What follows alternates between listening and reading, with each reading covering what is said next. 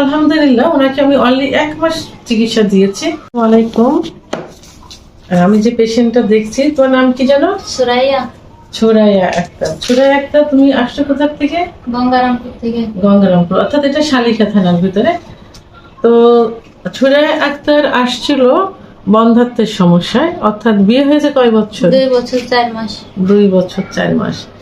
এখন এর বাচ্চা কাচ্চা হতো না, পরীক্ষা নিরীক্ষার মাধ্যমে কনফার্ম হয়ে গেল তার বোথ ওভারিতে সিস্ট, অর্থাৎ বোথ ওভারিয়ান সিস্ট, যে কারণে বাচ্চাটা কনসেপ্ট করছে না। মাসিকে কি কি সমস্যা হতো তোমার?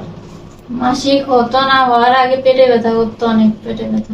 আচ্ছা, আর বাচ্চা নেওয়ার জন্য কি অনেক চেষ্টা করা হয়েছে? আচ্ছা, বাচ্চা নেওয়ার জন্য অনেক চেষ্টা করছে, সে বলছে যে অনেক পরীক্ষা নিরীক্ষা করছি, বাচ্চা হয় না। আসলে পরীক্ষা নিরীক্ষা করে সঠিক চিকিৎসাটা পাওয়াই হলো মেন। তো ওনার মাসিকের ডেট ছিল 12 তারিখে, রানিং মাসের 12 তারিখে, কিন্তু ওনার পিরিয়ড